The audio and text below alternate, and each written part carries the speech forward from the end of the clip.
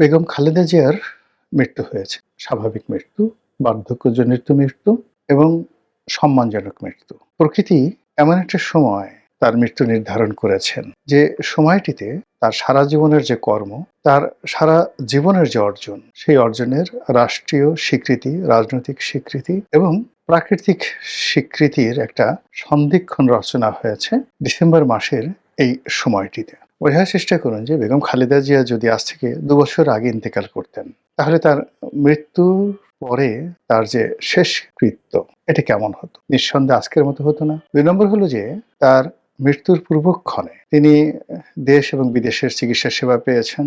তার প্রিয়জনদেরকে তিনি পেয়েছেন কাছে। তার সন্তান, তার নাতি, তার পুত্রবধূ সবাইকে তিনি কাছে পেয়েছেন।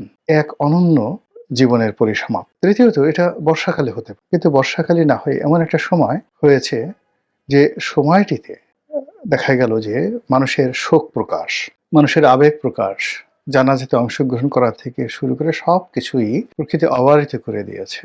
এরকম মৃত্যু, এরকম সম্মানজনক মৃত্যু, এরকম মহিমান্বিত মৃত্যু আমাদের এই সমাজে খুব অল্প মানুষের ভাগ্যে জোটে। তার ব্যাপারে আল্লাহর সিদ্ধান্তই চূড়ান্ত। আল্লাহই ভালো জানেন।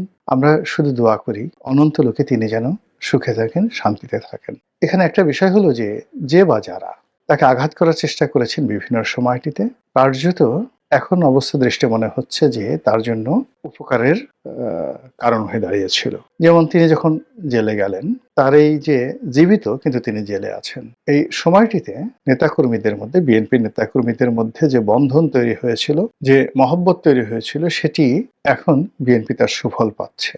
তার অবর্তমানে তার সন্তান যেভাবে নেতৃত্বে এগিয়ে এসেছিল এবং তার কোনো ওয়ে ছিল না। তিনি যতদিন বাইরে ছিলেন তখন হয়তো তারেক রহমান সাহেবের নেতৃত্ব 30% ছিল দলের উপর।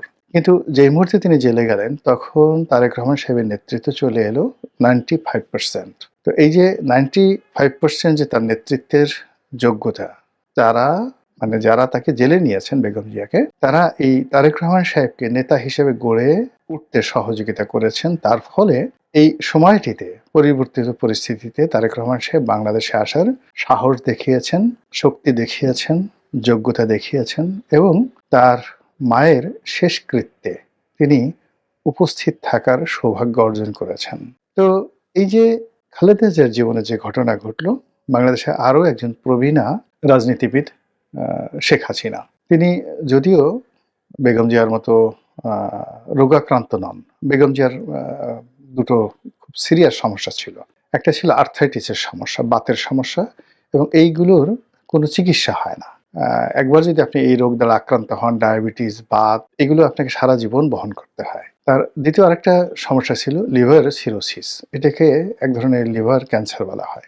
এটা একমাত্র হলো যে নির্দিষ্ট বয়স পর্যন্ত, সম্ভবত 50 বা 60 বছর পর্যন্ত একটা শরীর আপনাকে ধারণ করতে পারেন আপনি, যখন আপনার এই শরীর থেকে লিভারটা খুলে নিয়ে নতুন একটা লিভার লাগানো যায়। কিন্তু বেগম জিয়ার যে বয়স, সেই বয়সে আসলে এটা অপারেশন করা সম্ভব ছিল না। ফলে এই দুটো রোগ নিয়ে তিনি বেঁচে ছিলেন। তো সেই অর্থে শেখ হাসিনার কার্যত এরকম কোনো দৃশ্যমান রোগ আছে আমরা জানি না। তিনি এখনো শক্তিশালী, সামর্থ্যবান বা সামর্থ্যবতী এবং যথেষ্ট তার যে ব্রেইন, কথাবার্তা বলা, প্রত্যুৎপন্নমতিত্ব, নেতৃত্ব দেওয়ার ক্ষমতা এবং রেসপন্ড করার ক্ষমতা, এটি এখনো বহাল আছে। কিন্তু তারপরে তারও কিন্তু বয়স হয়েছে। তিনি বেগম জিয়ার খুব কাছাকাছি। তো এখানে আমি যেটি আতঙ্ক অনুভব করছি সেটা হলো, আমরা ছোটকালে একটা গল্প পড়েছি, কালা পাহাড় ধলা পাহাড়। তো সেই গল্পের আলোকে যদি আপনি বেগম জিয়া এবং শেখ হাসিনার রাজনীতি মূল্যায়ন করেন, তাহলে দেখবেন যে দুজন কিন্তু একজন অপরজনের পরিপূরক। তাদের জীবনের প্রাপ্তি এবং তাদের জীবনের অপ্রাপ্তি, তাদের জীবনের দুঃখ, কষ্ট, বেদনা এবং যা কিছু, এটা একে অপরের পরিপূরক। তাদের জন্ম প্রায় সমসাময়িক কালের, কর্মও তাদের সমসাময়িক কালের। তারা উভয়ই একজন পিতার পরিচয়, একজন স্বামীর পরিচয়। তারা পরিচিত, কিন্তু তাদের যাদের পরিচয় তারা পরিচিত ছিলেন, যেমন বঙ্গবন্ধু বা জিয়াউর রহমান সাহেব, তাদের যে জীবদ্দশায় ওনারা কখনো রাজনীতির কথা কল্পনাও করেননি। আবার তাদের অবর্তমানে প্রকৃতি এমন একটা অবস্থা করে দিয়েছে যে তারা প্রায় সমসাময়িক কালে রাজনীতিতে পদার্পণ করেছেন এবং একই পরিবেশে, একই মাঠে, একই রণাঙ্গনে ভিন্ন ভিন্ন অ্যাঙ্গেল থেকে দুজন যুদ্ধ করেছেন। দুজনের মধ্যে মনস্তাত্ত্বিক দূরত্ব ছিল, ঈর্ষা ছিল, ক্ষোভ ছিল, ক্রোধ ছিল। আবার তারা নিজেরাও হয়তো জানতেন না যে তাদের সঙ্গে, পরস্পরের সঙ্গে কি প্রাকৃতিক বন্ধন আল্লাহ তৈরি করে দিয়েছে। এরকম ঘটনা যখন ঘটে, আপনি যখন দেখবেন যে পৃথিবীর কিছু, কিছু মানুষ একসঙ্গে আসে।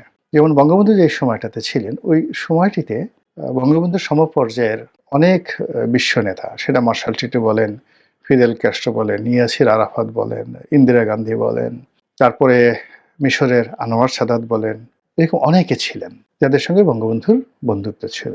আবার যে সময়টিতে জিয়াউর রহমান সাহেব ক্ষমতায় এলেন, ঠিক সেই সময়টিতে পাকিস্তানে জিয়াউল হক, তারপরে অন্যান্য দেশে তার মতো যারা মিলিটারি জিনিয়াস ছিলেন, ইন্দোনেশিয়াতে সুহার্তো ছিলেন, তো সবাই জিয়াউর রহমানের সমপর্যায়ে যারা লোকজন ছিলেন সেই সময়টাতে ছিলেন। আবার শেখ হাসিনা খালেদা যে সময়টিতে এসছেন, ওই সময়টিতে আপনি দেখেন যে শ্রীমাভু বন্দ্যোপাধ্যায়ের কন্যা বেনজির ভুট্টো, বেগম খালেদা জিয়া, শেখ হাসিনা, মানে ওনারা সবাই ঠিক একই সময়ে রাজনীতিতে, ফিলিপাইনে কোরাজেন একুইনো একই সময় তারা রাজনীতিতে তাদের অভিষেক হয়েছে।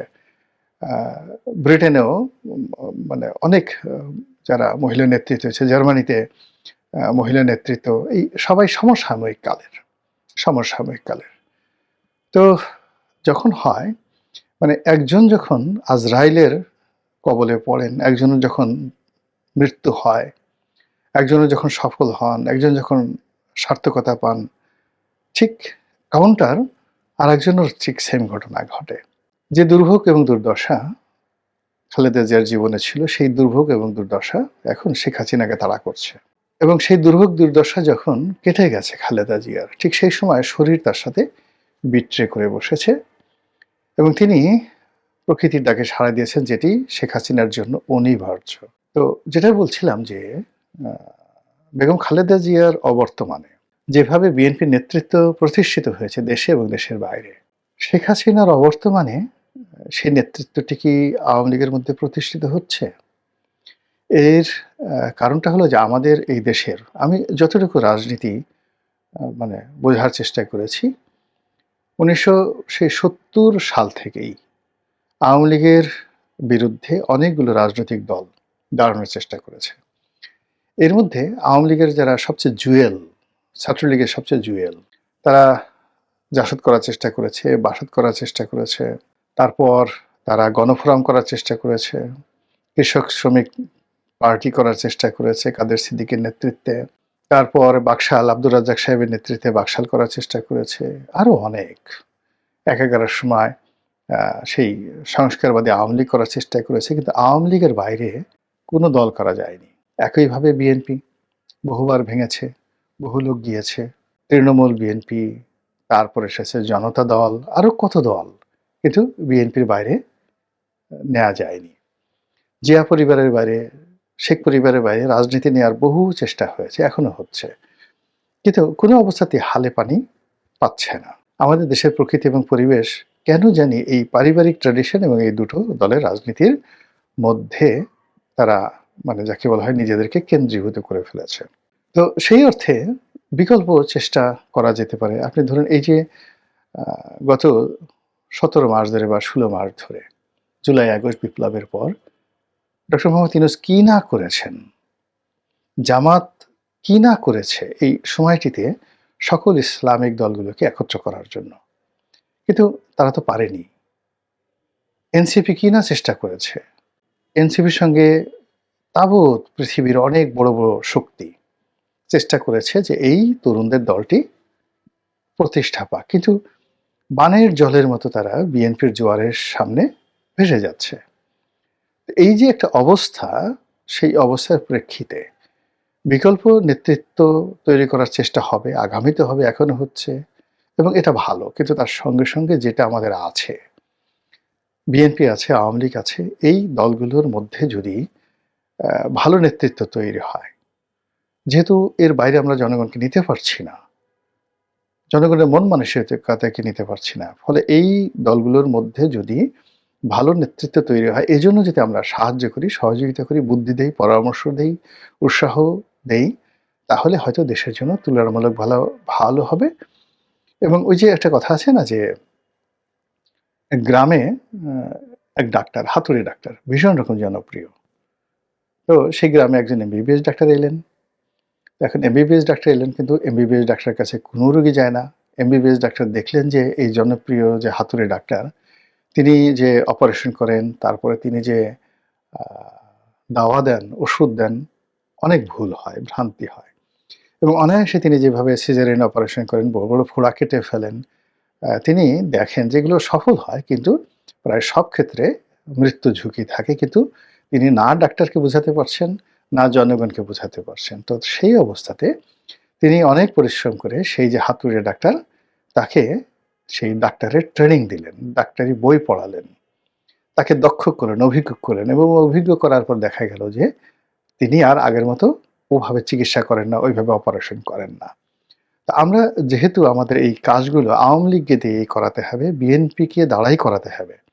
তো সেক্ষেত্রে এই দুটো দলকে নিরপেক্ষ দূরত্ব থেকে এই দলের কাছে কোনো আশা না করে, এই দলগুলোর কাছ থেকে কোনো সুবিধার চিন্তা না করে বা এদের সাথে কোনো শত্রুতা না করে, এদের যাতে ভালো হয় সেই বিষয়গুলো যদি পরামর্শ দেয়া যায়, এদের যে মন্দ কাজগুলো রয়েছে সেগুলোকে যদি নিরপেক্ষভাবে সমালোচনা করা হয়, তাহলে হয়তো আমাদের যে রাজনীতি আগামী দিনে এই দুটো দলের মাধ্যমে তুলনামূলকভাবে ভালো হবে। ভারতের উদাহরণ দেই। ভারতে যখন রাহুল গান্ধী এলেন, তাকে নিয়ে সে কি ঠাট্টা, সে কি মশকরা। কিংবা সোনিয়া গান্ধী যখন এলেন, তাকেও নিয়েও কিন্তু প্রচণ্ড ঠাট্টা মশকরা হলো। ভালো মতো ইংরেজি বলতে পারে না। এরপরে পারিবারিক রাজনীতি, ইটালি থেকে এসছে, বিদেশি, রাহুল গান্ধী এ কি বুঝে, গর্দভ ইত্যাদি নানা রকম কথাবার্তা। কিন্তু এত কিছুর পরেও যখন কংগ্রেসের রাজনীতি গান্ধী পরিবারের বাইরে নেয়া গেল না, তখন কংগ্রেসের মেধাবী এবং দেশের যত মেধাবী যারা লোকজন আছে, তারা সোনিয়া গান্ধী, রাহুল গান্ধী এবং প্রিয়াঙ্কা গান্ধী, তাদেরকে এমনভাবে গ্রুমিং করা হলো। সেই গ্রুমিংয়ের প্রেক্ষাপটে আপনি দেখেন যে আজকের যে রাহুল গান্ধী, তিনি একজন বিশ্বমানের নেতায় পরিণত হয়েছেন।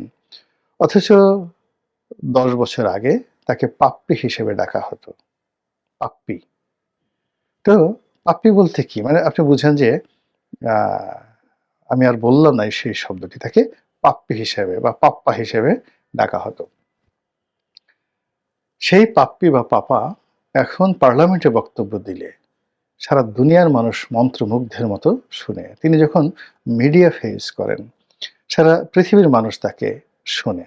আর প্রিয়াঙ্কা গান্ধী তিনি তো একেবারে ডুপ্লিকেট হয়ে গেছেন ইন্দিরা গান্ধীর। কি পার্লামেন্টে কি বাইরে। তো এটা ভারতের যে সিভিল সোসাইটি তারা সহযোগিতা করেছে।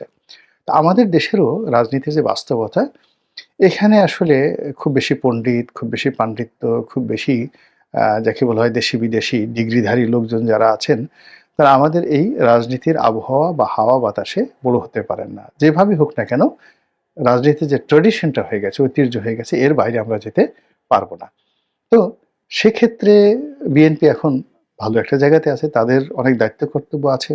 আমাদের নাগরিক সমাজ তাদেরও আছে এবং আওয়ামী লীগের যারা লোকজন আছেন তাদেরও আছে। তাদেরকে বুঝতে হবে যে একই সময়ে শেখ হাসিনার এবং খালেদা জিয়ার যেভাবে উত্থান হয়েছে, একইভাবে আপনি মিলিয়ে দেখেন শেখ হাসিনা খালেদা জিয়ার জীবনে যে ট্র্যাজেডিটা এসছে, খালেদা জিয়ার এই মৃত্যুর পরে আপনি ধরে নেন প্রকৃতির নিয়ম যে শেখ হাসিনা বেশি দিন বাঁচবেন না। কোনো রোগ নাই বালাই নাই। এটাই প্রকৃতির নিয়ম। তো শেখ হাসিনা যদি খুব অল্প সময়ের মধ্যে তিনি অসুস্থ হয়ে যান, নিষ্ক্রিয় হয়ে যান, তিনি যদি ১-২ বছরের মধ্যে অসুস্থ হয়ে পড়েন, একেবারে অসুস্থ হয়ে পড়েন, আমি আশ্চর্য হব না। কেননা the science of nature speak in a same way.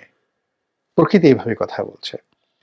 তো এই যে আ বেগম জিয়ার মৃত্যুর সঙ্গে, সঙ্গে আজরাইল যেভাবে শেখ হাসিনার চারিদিকে ঘোরাফেরা করছে প্রকৃতির নিয়মে, এটাকে যদি কগনিজেন্সে নিয়ে আওয়ামী লীগের লোকজন প্রস্তুত হয়, বিকল্প নেতৃত্ব তৈরি করে এবং রাজনীতিতে টিকে থাকার চেষ্টা করে, হয়তো তাদের জন্য ভালো ফলাফল বয়ে আনবে। কিন্তু তারা যদি যতদিন তিনি প্রধানমন্ত্রী ছিলেন ওভাবে মনে করে যে তিনি ১০০ বছর জীবিত থাকবেন, ১৩০ বছর জীবিত থাকবেন, এবং শেষ দিন পর্যন্ত এখন যেভাবে তিনি কথাবার্তা বলছেন, আগে যেভাবে কথাবার্তা বলতেন, আরো ২ বছর পরে, ৫ বছর পরে তিনি এভাবেই কথাবার্তা বলবেন। আমি মনে করি না যে এটা ঠিক হচ্ছে। এটা এখানে আবেগ। এখানে আবেগ নিয়ে এই ধরনের চিন্তাভাবনা করা যায়। কিন্তু বুদ্ধি, বিবেক এটা যদি আপনি খাটান, প্রয়োগ করেন তাহলে দেখবেন যে এটা একেবারে অবাস্তব।